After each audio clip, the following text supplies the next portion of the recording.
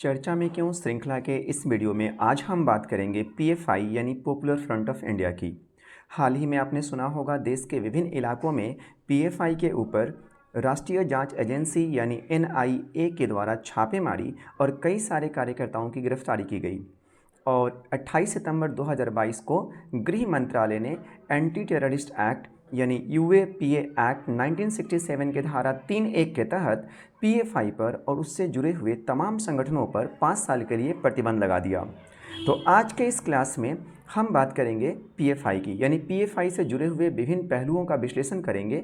लेकिन आपने एक बात ध्यान दिया होगा कि पीएफआई पर जो प्रतिबंध लगाया गया है वो एंटी टेररिस्ट एक्ट यानी यूएपीए एक्ट 1967 के तहत लगाया गया है। और इस पूरी प्रक्रिया में जो जांच एजेंसी मुख्य रूप से इन्वॉल्व रही है वो है हमारी राष्ट्रीय जांच एजेंसी एनआईए यानी नेशनल इन्वेस्टिगेशन एजेंसी। तो क्या बेहतर नहीं होगा कि पीएफआई के विभिन्न पहलुओं का विश्लेषण करने से पहले एक बार हम ये समझ लें कि एंटी टेररिस्ट एक्ट और जो एनआईए है ये है क्या। तो आज के इस वीडियो लेक्चर में जो टॉपिक कवर किए जाएंगे वे कुछ इस प्रकार हैं।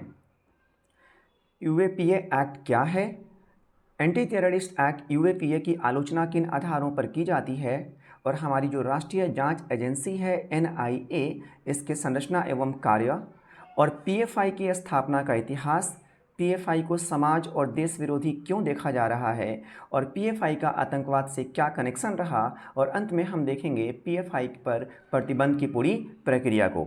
एक और महत्वपूर्ण बात है कि अगर आप सरकारी नौकरी प्राप्त करना चाहते हैं और अगर आप एनआईए ऑफिसर बनना चाहते हैं तो एनआईए ऑफिसर बनने की क्राइटेरिया क्या है ये भी मैं आपको इस वीडियो के अंदर बताऊंगा। अभिवादन स्वीकार करें एमएच रब्बानी का विद्या दृष्टि के इस मंच से।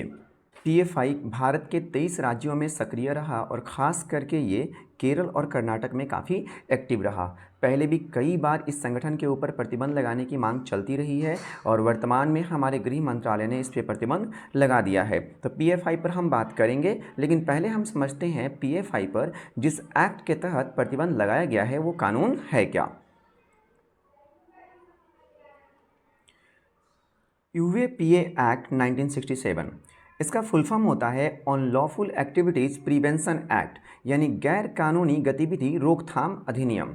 देखिए ये जो कानून है ना, ये कानून भारत सरकार को ये अधिकार देता है कि वो किसी भी व्यक्ति या संगठन को आतंकी घोषित कर सकता है। लेकिन किन आधारों पर आतंकी घोषित कर सकता है, तो उसके लिए कुछ आधार बनाए गए हैं कि अगर आप कुछ खास तरह की गतिविधियों में संलिप्त पाए गए तो आपको आतंकी घोषित क्या किया जाएगा, सरकार के द्वारा कर दिया जाएगा।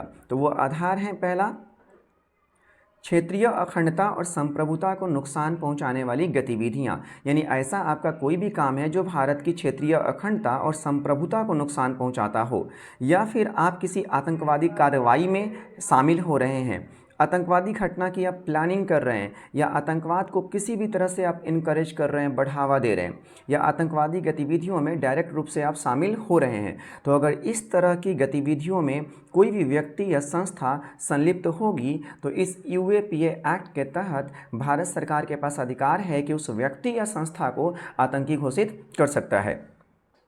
और इस एक्ट के तहत जो मुख्य जांच एजेंसी है, जो आतंकवाद विरोधी हमारी एजेंसी है, वो कौन सी है, एनआईए। तो एनआईए के बारे में मैं आपको आगे बताऊंगा। फिलहाल हम एक बात और समझ लेते हैं कि जो ये हमारा एंटी टेररिस्ट एक्ट है, इस एक्ट की ना भारत के अंदर आलोचना भी होती है। तो आखिर इस एक्ट की आलोचना क्यों होती है।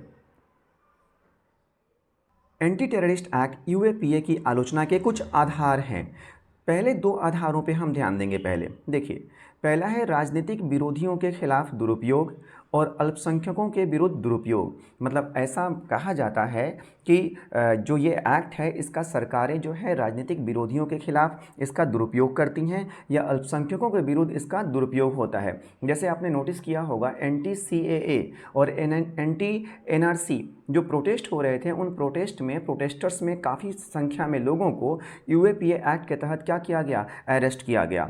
इसके अलावा लोग ये भी कहते हैं कि जो हमारे संविधान में असहमति का संवैधानिक अधिकार दिया गया है उस अधिकार के क्या है, ये खिलाफ है। इसके अलावा कानून के शासन की जो प्रक्रिया है उसके भी क्या है, ये खिलाफ है। क्यों खिलाफ है, क्योंकि न्यायिक प्रक्रिया का पालन किए बिना किसी भी व्यक्ति को या संस्था को भारत सरकार जो है क्या कर सकती है, आतंकी घोषित कर सकती है इस कानून का सहारा लेकर। इसके अलावा कुछ लोगों को लगता है कि इस एक्ट के कारण जो निष्पक्ष जांच है उसके प्रभावित होने की संभावना रहती है। ये एक्ट जो है राज्य पुलिस के क्षेत्राधिकार में अतिक्रमण करने का भी मौका जो है वो केंद्र सरकार को दे देता है। कैसे दे देता है, तो देखिए सामान्यतः किसी भी अपराध को लेकर जब संपत्ति वगैरह जब्त करने का मामला होता है तो वो राज्य पुलिस के क्षेत्राधिकार में आता है। लेकिन इस एक्ट के तहत जब किसी संगठन को आतंकी घोषित किया जाता है तो उस संगठन की संपत्ति को जो राष्ट्रीय जांच एजेंसी है NIA वो क्या कर लेती है, जब्त कर लेती है। तो कहीं ना कहीं ये राज्य की पुलिस के क्षेत्राधिकार में भी क्या करता है, अतिक्रमण करता है। तो ये कुछ आधार हैं जिन आधारों पर UAPA की आलोचना होती है। लेकिन एक बात ख्याल रहे कि भारत सरकार के पास ये एक महत्वपूर्ण हथियार है, महत्वपूर्ण उपकरण है आतंकवाद से निपटने के लिए। ये बात ठीक है कि इसका राजनीतिक दुरुपयोग हुआ है, लेकिन ये एक सशक्त उपकरण है आतंकवादी गतिविधियों को रोकने के लिए। समय समय पर हमारे देश के अंदर अलग अलग कानून बनाए गए आतंकवाद को रोकने के लिए। जैसे आपने सुना होगा एक एक्ट था जिसका नाम था टाडा। इसका फुल फॉर्म होता है terrorist and disruptive activities preventive act 1987। इस एक्ट को 1995 में ख़त्म कर दिया गया। इसी तरह एक और एक्ट था जो स्पेशली महाराष्ट्र के लिए बना हुआ था, मकोका करके।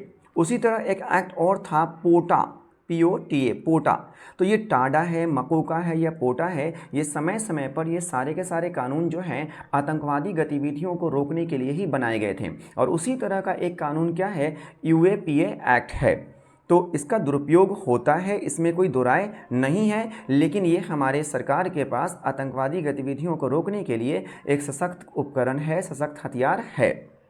अब हम बात करते हैं उस जांच एजेंसी के बारे में जो जांच एजेंसी अभी काफ़ी चर्चा में है, यानी NIA, नेशनल इन्वेस्टिगेशन एजेंसी। आपने सुना होगा कि PFI के ऊपर जो कई सारे रेड्स पड़ रहे थे, उनके कार्यकर्ताओं की जो गिरफ्तारी हो रही थी या PFI को लेकर जो जांच चल रहा था, उस जांच में मुख्य रूप से कौन सी एजेंसी इन्वॉल्व थी, तो वो थी NIA। इसका फुल फॉर्म होता है नेशनल इन्वेस्टिगेशन एजेंसी, यानी राष्ट्रीय अन्वेषण अभिकरण।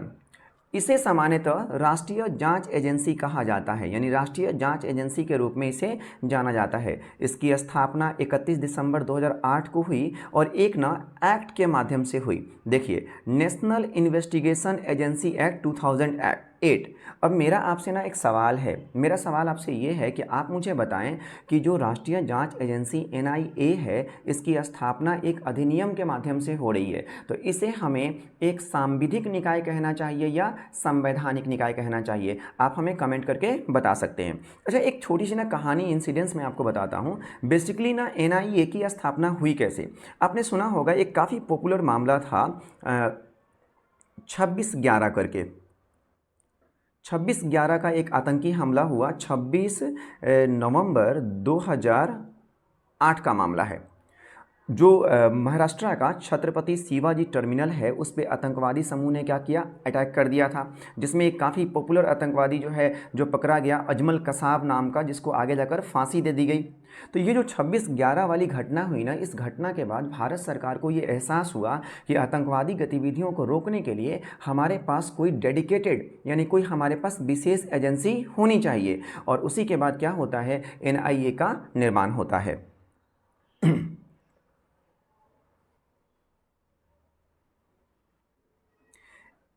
NIA से जुड़े हुए कुछ और जानकारी हम ले लेते हैं। देखिए, ये NIA का आप देख सकते हैं सील है, ये उनका NIA का फ्लैग है, ठीक है।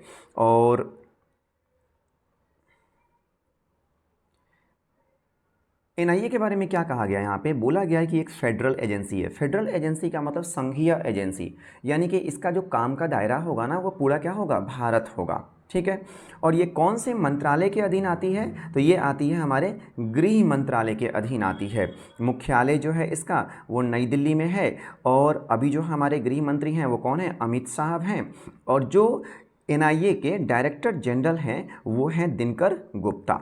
तो ये कुछ फैक्ट हैं, आपको इसमें ख्याल रखना है। इंपॉर्टेंट जो फैक्ट है वो फैक्ट क्या है कि NIA जो है ये कौन से मंत्रालय के अंदर आती है, तो ये गृह मंत्रालय के अंदर आती है, ठीक है। जैसा कि मैंने आपको बताया कि एनआई का मुख्यालय कहाँ है, तो एनआईए का मुख्यालय है दिल्ली में। इसके अलावा एनआईए के ना कई सारे ब्रांच ऑफिस हैं भारत के विभिन्न इलाकों में, जैसे जम्मू कश्मीर हो गया, ये आपका चंडीगढ़ का इलाका हो गया, ठीक है, लखनऊ हो गया, रांची हो गया, रायपुर हो गया, कलकत्ता हो गया, ये गुवाहाटी है, इधर इम्फाल हो गया, मुंबई हो गया, ऐसे ये दक्षिण भारत में हो गए। यानी कि भारत के विभिन्न इलाकों में एनआईए के ब्रांच ऑफिस हैं और इसका जो मुख्यालय है वो कहाँ पे है, नई दिल्ली में है। जो एनआईए है ना, जो इसका दिल्ली का मुख्यालय है, वो क्या करता है, मोस्ट वांटेड की जो लिस्ट होती है ना उसको मेंटेन करता है। यानी जो आतंकवादी मोस्ट वांटेड होते हैं उस लिस्ट को मेंटेन करने का काम किसका है, एनआईए का है। अब हम बात करते हैं एनआईए के कार्यों की। देखिए, जो हमारी राष्ट्रीय जांच एजेंसी है ना, ये काम करती है central counter terrorism law enforcement agency के रूप में, यानी कि आतंकवाद निरोधी एजेंसी के रूप में ये काम करती है। इसके अलावा इस एजेंसी को ना कुछ अपराधों के मामले में जांच करने का और मुकदमा चलाने का अधिकार दिया गया है। तो वो कौन कौन से अपराध हैं जिन मामलों में राष्ट्रीय जांच एजेंसी एनआईए जांच कर सकती है या मुकदमा चला सकती है, देख लीजिए। पहला जो मामला है वो है भारत की सुरक्षा, संप्रभुता और अखंडता से जुड़ा हुआ अपराध। यानी कोई भी ऐसा अपराध है जो हमारे देश की सुरक्षा, संप्रभुता और अखंडता को चुनौती कर रहा है, तो उस मामले में एनआईए जो है जांच कर सकती है और उन पर मुकदमा चला सकती है। आतंकवाद से जुड़े हुए अपराध, भारतीय मुद्रा की तस्करी, विदेशी राज्यों के साथ मैत्रीपूर्ण संबंधों को प्रभावित करने वाले अपराध, परमाणु और परमाणु प्रतिष्ठानों के विरुद्ध अपराध। इसके अलावा 2019 में ना एनआईए संशोधन विधेयक के माध्यम से एनआईए के कार्यों में कुछ और कार्यों को शामिल किया गया, यानी एनआईए के अधिकारों को कुछ और बढ़ा दिया गया और इसमें कुछ और मामले शामिल किए गए। वे हैं मानव तस्करी, साइबर आतंकवाद, प्रतिबंधित हथियारों का निर्माण या बिक्री। तो ये सारे जो मामले यहाँ पे आपको दिख रहे हैं, ये ऐसे मामले हैं जिन मामलों में एनआईए क्या कर सकती है, जांच कर सकती है और मुकदमा चला सकती है। इसके अलावा एनआईए का एक और प्रमुख काम है और वो ये है कि आतंकवाद का मुकाबला करने के लिए रणनीति बनाना। यानी हमारे देश के अंदर आतंकवाद का मुकाबला करने के लिए जो रणनीति है, उस रणनीति का निर्माण कौन करती है, एनआईए करती है। इसके अलावा भी जो हमारी अंतर्राष्ट्रीय संधियां होती हैं, जो अंतर्राष्ट्रीय समझौते हैं या विभिन्न अंतर्राष्ट्रीय संगठनों के द्वारा जो प्रस्ताव लाए जाते हैं, उनको इम्प्लीमेंट करना, उनका कार्यान्वयन करने का काम भी एनआईए का है। तो राष्ट्रीय जांच एजेंसी मुख्यतः आतंकवाद विरोधी गतिविधियों को रोकने का काम करती है और ये हमारे देश की सुरक्षा, संप्रभुता और अखंडता को चैलेंज करने वाले अपराधों की जाँच और उनके ऊपर क्या करती है, मुकदमा चलाती है। जैसा कि मैंने कहा था कि कैसे बने आप एनआईए ऑफिसर, मैं आपको बताऊंगा। देखिए, अगर आप एनआईए ऑफिसर्स बनना चाहते हैं, ठीक है, अगर ये प्रोफाइल आपको काफ़ी अट्रैक्ट कर रहा है, तो इसके लिए आप समझ जाएं कि एनआईए ऑफिसर जो है ना, वो इंडियन पुलिस सर्विस और इंडियन रेवेन्यू सर्विस से लिए जाते हैं। अब इंडियन पुलिस सर्विस और इंडियन रेवेन्यू सर्विस में आने के लिए आपको यूनियन पब्लिक सर्विस कमीशन का यानी यूपीएससी का एग्ज़ाम आपको क्या करना पड़ेगा, क्लियर करना पड़ेगा। थोड़ी सी जानकारी मैं आपको इसके बारे में दे देता हूँ। यूपीएससी का एग्ज़ाम जो है ना, कोई भी ग्रेजुएट स्टूडेंट दे सकता है, किसी भी स्ट्रीम के हो आप दे सकते हैं।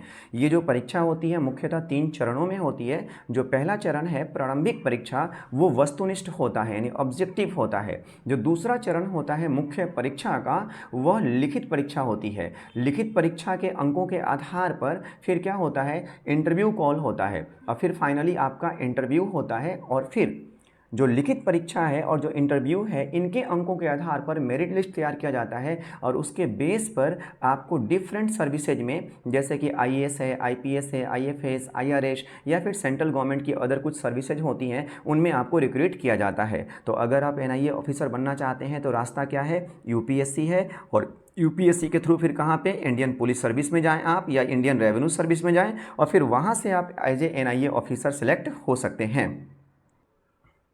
आइए अब बात करते हैं उस संगठन की जो संगठन वर्तमान में काफ़ी चर्चा में बनी हुई है, काफ़ी विवादों में है। और संगठन कौन सी है, पॉपुलर फ्रंट ऑफ इंडिया यानी कि पीएफआई। ये पीएफआई का झंडा है, आप देख सकते हैं, ठीक है।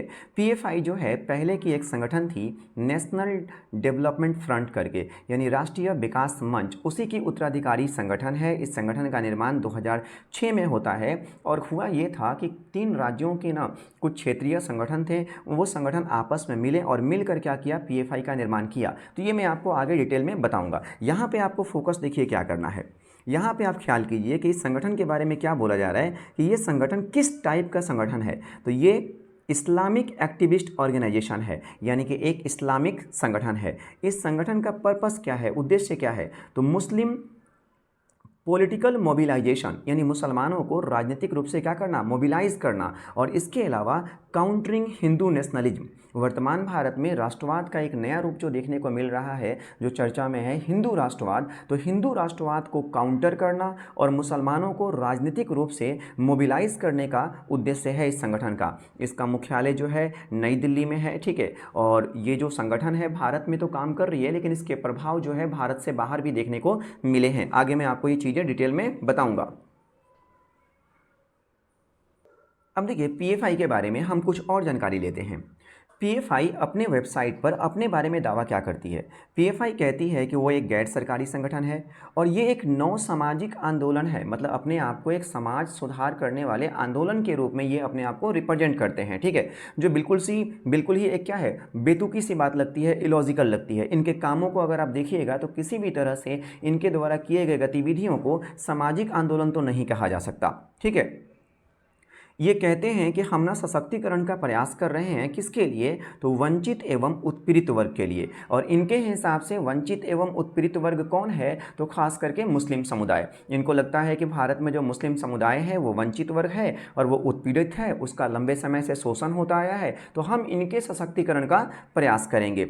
आधिकारिक तौर पर इसकी शुरुआत जो हो रही है 2006 में हो रही है, लेकिन ख्याल रखिए इस संगठन की अगर इतिहास को समझना है, इस संगठन की जड़ों को देखना है, तो आप 1990 के दशक में जो भारत के अंदर सांप्रदायिक माहौल बना हुआ था ना, उस सांप्रदायिक माहौल में इस संगठन की जड़ों को आप तलाश सकते हैं। तो एक बार मैं आपको ना थोड़ा सा राजनीतिक इतिहास में ले चलता हूं 1980 और 90 के दशक में। हम देखते हैं कि 1980 और 90 के दशक में भारत का माहौल कैसा था कि उसकी वजह से इस तरह के संगठनों का धीरे धीरे क्या हो रहा है, उदय हो रहा है। पीएफआई के स्थापना का इतिहास समझते हैं। देखिए 1990 के दशक में, 1990 नहीं, आप थोड़ा सा और पीछे जाएं, आप 1980 के दशक की बात करें। 1980 के दशक में क्या हुआ था, भारत के अंदर सांप्रदायिक माहौल जो है वो बिगड़ना शुरू हो चुका था। और 1990 के दशक में 1992 में क्या होता है, बाबरी मस्जिद विध्वंस की एक घटना होती है, ठीक है। इससे क्या हुआ, भारत का सांप्रदायिक माहौल जो है और बिगड़ गया, सांप्रदायिक माहौल जो है वो काफ़ी ख़राब हो गया। और इसी दौर में 1993 में केरल के अंदर एक संगठन का निर्माण होता है, राष्ट्रीय विकास मोर्चा, यानी एनडीएफ का निर्माण होता है। जो संगठन अपना ऑब्जेक्टिव क्या बताती है, ये कहती है कि हम मुस्लिम समुदाय के आर्थिक एवं सामाजिक विकास का क्या करेंगे, प्रयास करेंगे। अब समझिए केरल जो है, चूँकि ये एक धार्मिक संगठन है और केरल में मुस्लिमों की ठीक ठाक आबादी है, अतः लोगों के बीच ना ये संगठन ना बहुत जल्दी ही क्या हो गई, लोकप्रिय हो गई। लेकिन धीरे धीरे इनके द्वारा किए जाने वाले एक्टिविटीज़ के माध्यम से ये समझ में आने लगा, यानी इनका जो चरमपंथ था, चरमपंथ की ओर झुकाव या फिर जो कट्टरपंथ की ओर झुकाव था, ये इनके विभिन्न गतिविधियों में धीरे धीरे समझ में आने लगा। जैसे कि 2003 का एक मामला देखिए, केरल का एक इलाका है कोझिकोड। कोझिकोड में एक दंगा होता है और उस दंगे में एनडीएफ के सदस्यों द्वारा 8 हिंदू समुदाय के लोगों की हत्या कर दी जाती है। आगे जाकर 2006 में क्या होता है, 3 संगठन आपस में मिलते हैं। एक है राष्ट्रीय विकास मोर्चा जो कि केरल का, ठीक है, कर्नाटक फोरम डिग्निटी, ये कर्नाटक की संगठन है, मनीथा नीति पसाराई तमिलनाडु की संगठन। ये तीनों संगठन 2006 में आपस में मिलते हैं, एक साथ आते हैं और इस तरह से क्या होता है, पीएफआई का निर्माण होता है, जिसमें आगे जाकर इसी तरह के और संगठन जुड़ते गए। समझते हैं पीएफआई को समाज और देश विरोधी क्यों माना जा रहा है। देखिए पीएफआई जो है चरमपंथ को बढ़ावा देती है, ठीक है, कट्टरवाद को बढ़ावा देती है, खास करके मुस्लिम समुदाय के युवाओं में चरमपंथ और कट्टरवाद को बढ़ावा देती है। और आप इस बात को समझ लीजिए, चरमपंथ और कट्टरवाद जो है किसी भी समाज या किसी भी लोकतांत्रिक देश के लिए अच्छा नहीं है। हिंसा भड़काने में ये संलिप्त रही है। 2010 में एक काफ़ी पॉपुलर मामला हुआ केरल के अंदर। एक प्रोफेसर थे केरल में जिन्होंने पेपर में प्रोफेट मोहम्मद के ऊपर कुछ टिप्पणी करी थी। उसकी वजह से पीएफआई के मेंबर्स ने उनके हाथ काट दिए। 2013 में क्या हुआ, भारत की विभिन्न जांच एजेंसियों द्वारा केरल में इनके कई सारे ठिकानों पर छापेमारी की गई और उस छापेमारी में बहुत बड़ी मात्रा में हथियार, बम, तलवार इत्यादि क्या हुए, बरामद हुए। तो इससे ये स्पष्ट लग रहा है कि पीएफआई जो है एक समाज विरोधी संगठन तो थी। पीएफआई को अगर हम देश विरोधी संगठन कहते हैं तो इसके लिए हमारे पास कुछ और भी आधार हैं जिनके आधार पर हम पीएफआई को एक देश विरोधी संगठन कह सकते हैं। तो पीएफआई पर आरोप है, आरोप क्या है कि पीएफआई चरमपंथ को बढ़ावा देता है और ये बिल्कुल सही है, बिल्कुल सही बात है कि पीएफआई चरमपंथ को बढ़ावा देता है। इसके अलावा दो संगठन है, एक का नाम है student Islamic movement of India Simi, दूसरा है जमातुल मुजाहिदीन बांग्लादेश यानी जेबीएम। इन दोनों के साथ पीएफआई के संबंध रहे हैं। और एक बात मैं बता दूं कि ये दोनों संगठन जो है ना पहले से ही भारत सरकार द्वारा यूएपीए एक्ट के तहत प्रतिबंधित किए जा चुके हैं, यानी इन्हें प्रतिबंधित आतंकवादी संगठन घोषित किया जा चुका है। तो जिन संगठनों को भारत सरकार ने आतंकवादी संगठन ऑलरेडी डिक्लेयर कर दिया है उन संगठनों के साथ पीएफआई का क्या रहा है, संबंध रहा है। और एक इंटरेस्टिंग बात यह है कि जो पहले सिमी संगठन था ना, सिमी, इस संगठन के अधिकांश मेंबर प्रतिबंध के बाद किसके मेंबर बन गए हैं, वो पीएफआई के मेंबर बन गए हैं, यानी सिमी के मेंबर ही पीएफआई के मेंबर हैं। इसके अलावा देखिए केवल भारत के संगठनों से ही नहीं बल्कि अंतर्राष्ट्रीय स्तर के कुछ आतंकवादी संगठन हैं जैसे कि आईएसआईएस है, ठीक है, जिसको हम कहते हैं Islamic states of Iraq and Syria. इसके अलावा अलकायदा, तो आईएसआईएस और अलकायदा जैसे आतंकवादी संगठनों से भी पीएफआई का तार जुड़ा हुआ है, पीएफआई के कनेक्शन रहे हैं। इसके अलावा इन पर आरोप लगता है कि इराक में, सीरिया में, अफगानिस्तान में विभिन्न आतंकवादी गतिविधियों में ये शामिल रहे हैं। तो डिफरेंट तरह की आतंकवादी गतिविधियों में अलग अलग आतंकवादी संगठनों से इनका कहीं ना कहीं संबंध रहा है और इसी आधार पर भारत सरकार ने क्या किया है, इस पर प्रतिबंध लगाया है। अच्छा, एक बात मैं आपको बताऊँ यहाँ पे, ये जो पीएफआई संगठन है ना, ये अपने जो मेंबर्स होते हैं ना उन मेंबर को एक धर्म विशेष के संरक्षक के तौर पर प्रशिक्षित करते हैं ट्रेन करते हैं, जिन्हें धार्मिक पुलिस आप कह सकते हैं। आपने सुना होगा अशोक के काल में धार्मिक महामात्र नाम का एक पद हुआ करता था जो आवाम में नैतिक गुणों का विकास किया करता था। तो ये नैतिक गुणों के विकास की बात नहीं चल रही है बल्कि एक धर्म विशेष का आपको क्या करना है, संरक्षण करना है और उसके हिसाब से आपको ट्रेनिंग दी जा रही है। और ये जो ट्रेनिंग है एक तरह से क्या होता है कि उन सदस्यों में चरमपंथ को, कट्टरवाद को क्या किया जाता है, बढ़ावा दिया जाता है। जिस समुदाय के ये हितैषी बनने का प्रयास करते हैं यानी मुस्लिम समुदाय के, मैं बता दूं कि ये उनके लिए भी क्या है, नुकसानदायक है, क्योंकि चरमपंथ किसी भी समाज के लिए बेहतर नहीं है। अब क्या हुआ, हाल फिलहाल में ही पीएफआई पर प्रतिबंध लगा दिया गया। गृह मंत्रालय ने कौन से कानून का सहारा लिया, यूएपीए एक्ट का सहारा लिया, यानी एंटी टेररिस्ट एक्ट की धारा 3(1) के तहत पीएफआई और पीएफआई से संबंधित जितने भी संगठन हैं ना उन संगठनों पर क्या किया, प्रतिबंध लगा दिया। इससे जुड़ा हुआ एक संगठन है जिसका नाम है कैंपस फ्रंट ऑफ इंडिया। मैं आपको इसके बारे में इसलिए बता रहा हूँ क्योंकि ये पीएफआई का एक स्टूडेंट विंग है। आई होप आप स्टूडेंट विंग समझते होंगे। देखिए, अगर आप स्टूडेंट विंग नहीं समझते हैं तो मैं आपको बताता हूँ।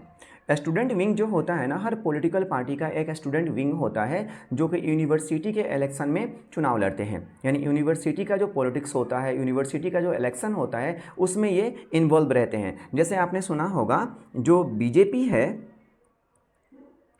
बीजेपी का स्टूडेंट विंग जो है वो है एबीवीपी यानी अखिल भारतीय विद्यार्थी परिषद। इसी तरह कांग्रेस है, ठीक है, कांग्रेस का जो स्टूडेंट विंग है ना उसको बोलते हैं एनएसयूआई यानी national student union of India, ठीक है। इसी तरह दिल्ली की एक बहुत पॉपुलर पार्टी है जो वर्तमान में दिल्ली में सत्ता में है, आप यानी आम आदमी पार्टी, इसका जो स्टूडेंट विंग है ना वो है CYSS यानी छात्र युवा संघर्ष समिति। तो हर पॉलिटिकल पार्टी का लगभग क्या होता है, एक स्टूडेंट विंग होता है जो यूनिवर्सिटी के इलेक्शन में क्या करते हैं, पार्टिसिपेट करते हैं। तो वैसा ही पीएफआई का एक स्टूडेंट विंग था कैंपस फ्रंट ऑफ इंडिया, इसके ऊपर भी क्या किया गया है, प्रतिबंध लगा दिया गया है। अब हम बात करते हैं कि प्रतिबंधों का आधार क्या है। तो गृह मंत्रालय ने स्पष्ट किया है कि इस संगठन पर प्रतिबंध क्यों लगाया जा रहा है। गृह मंत्रालय का कहना है कि देश में शांति और सांप्रदायिक सद्भाव को बिगाड़ने का ये संगठन लंबे समय से प्रयास कर रही है। इसके अलावा ये जो संगठन है देश की सुरक्षा, संप्रभुता और अखंडता को नुकसान पहुंचाने वाली गतिविधियों में लगातार संलिप्त रही है और इसी आधार पर क्या किया गया, यूएपीए एक्ट का सहारा लेकर गृह मंत्रालय ने इससे पीएफआई पर और पीएफआई से जुड़े हुए अन्य संगठनों पर प्रतिबंध लगा दिया। जैसे कि मैंने आपको एंटी टेररिस्ट एक्ट यूएपीए पढ़ा दिया, आपने उसमें देखा था कुछ आधार बताए गए थे, जिसमें एक आधार था कि भारत की सुरक्षा, संप्रभुता और अखंडता, ठीक है, या भारत में शांति और सांप्रदायिक सद्भाव बिगाड़ने के माहौल को लेकर अगर कोई अपराध आप कर रहे हैं तो भारत सरकार के पास अधिकार है कि वो किसी भी व्यक्ति या संगठन को क्या कर सकती है, आतंकी संगठन घोषित कर सकती है और उस पर प्रतिबंध लगा सकती है। तो इसी कानून का सहारा लेकर यानी यूएपीए एक्ट का सहारा लेकर गृह मंत्रालय ने क्या किया है, इस संगठन पीएफआई पर प्रतिबंध लगा दिया है। और इसमें पूरी तरह से जो जांच एजेंसी इन्वॉल्व रही है वो कौन सी जांच एजेंसी इन्वॉल्व रही है, एनआईए, जिसके बारे में मैंने आपको बता दिया। एनआईए किसके अंदर आता है, गृह मंत्रालय के अधीन आता है। अच्छा, एक बात मैं आपको बता दूं, अगर आप सरकारी नौकरियों में इंटरेस्ट रखते हैं और आप गृह मंत्रालय के अधीन में काम करना चाहते हैं, क्योंकि बहुत अच्छी जॉब होती है, बड़ी शानदार जॉब होती है, तो आप एनआईए ऑफिसर बनने के अलावा कुछ और भी डिपार्टमेंट्स हैं जहाँ पे आप काम कर सकते हैं, जिसकी तैयारी आप कर सकते हैं। एक है आईबी जिसको हम क्या बोलते हैं, इंटेलिजेंस ब्यूरो, ठीक है। एक है आपका एनसीबी, इसको हम कहते हैं narcotics control bureau. Delhi police भी क्या है, हमारे गृह मंत्रालय के अधीन आता है। इसके अलावा है एनडीआरएफ, ठीक है, नेशनल डिजास्टर रेस्पॉन्स फोर्स। इसके अलावा है एनएचआरसी यानी कि national human right commission for India. तो ये कुछ ऐसे एजेंसी या संगठन हैं जो भारत के गृह मंत्रालय के अधीन आते हैं। तो अगर आप गृह मंत्रालय के अधीन सरकारी नौकरियों में जाना चाहते हैं तो आप फिर NIA, IB, NCB, Delhi police, NDRF या फिर एनएचआरसी के लिए आप ट्राई कर सकते हैं। ये भारत सरकार का राजपत्र है, ठीक है, गैजेट है, जिस गैजेट के माध्यम से भारत सरकार ने नोटिफाई कर दिया, ठीक है, कि पीएफआई और पीएफआई से जुड़े हुए जो तमाम संगठन हैं उन संगठनों पर 5 साल के लिए प्रतिबंध लगाया जा रहा है। अब सवाल ये है कि अगर पीएफआई पर प्रतिबंध लगा दिया गया तो इन प्रतिबंधों का नतीजा क्या निकलेगा। तो देखिए, आप ख्याल करें, जब भी किसी संगठन को या आतंकी घोषित किया जाता है तो उसका परिणाम ये निकलता है कि उस संगठन के फंडिंग पर, उस संगठन की हर तरह की गतिविधि पर रोक लगा दी जाती है। इसके अलावा उस संगठन का सदस्यता ग्रहण करना भी क्या होता है, अपराध हो जाता है। उस संगठन की संपत्ति को जब्त कर ली जाती है। उस संगठन के पास सेमिनार करने का, सम्मेलन करने का या किसी भी तरह की चीज़ों का प्रकाशन करने का अधिकार नहीं रहता है। तो पीएफआई पर प्रतिबंध का भी क्या होगा, यही प्रभाव होगा, यानी उसके फंडिंग को, उसके हर तरह की गतिविधि को रोक दिया जाएगा, उसके सदस्यता ग्रहण करने को अपराध बना दिया जाएगा, उसकी संपत्ति जो है एनआईए के द्वारा जब्त कर ली जाएगी और कहीं भी वो सेमिनार, सम्मेलन या किसी भी तरह का प्रकाशन वो नहीं कर सकते हैं। अब एक सवाल आपके मन में आना चाहिए कि अब पीएफआई पहला संगठन है जो इतना चर्चा में है, जिस पे भारत सरकार ने प्रतिबंध लगाया है। ऐसा नहीं है। समय समय पर जब भी कोई संगठन देश की एकता, अखंडता और संप्रभुता को चुनौती करती है या फिर आतंकवादी गतिविधियों में संलिप्त पाई जाती है तो उस पर समय समय पर सरकारों ने क्या किया है, प्रतिबंध लगाया है। तो मैं कुछ ऐसे ही प्रमुख संगठनों की बात कर रहा हूँ जिस पे सरकार ने पहले क्या किया हुआ है, प्रतिबंध लगाया हुआ है। इसमें एक काफ़ी पॉपुलर संगठन है United liberation front of Assam, जिसको हम कहते हैं उल्फा।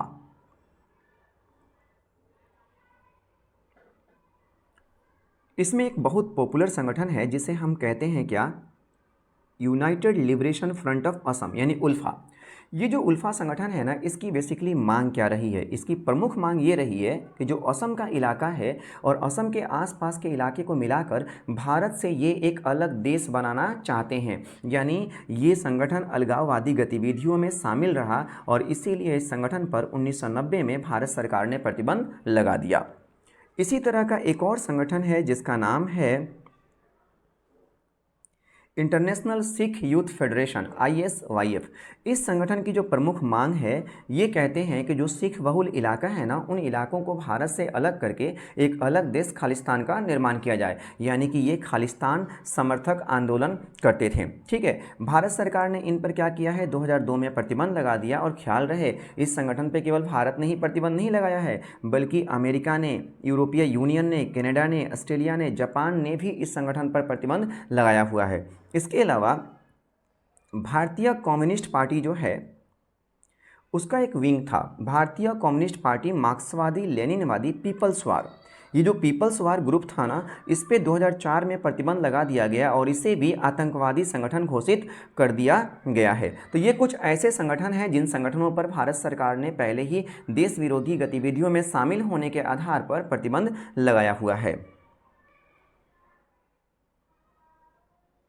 तो आज की इस क्लास में, इस वीडियो में हमने समझा पीएफआई को, पीएफआई से जुड़े हुए विभिन्न पहलुओं को, एंटी टेररिस्ट एक्ट यूएपीए और एनआईए के बारे में।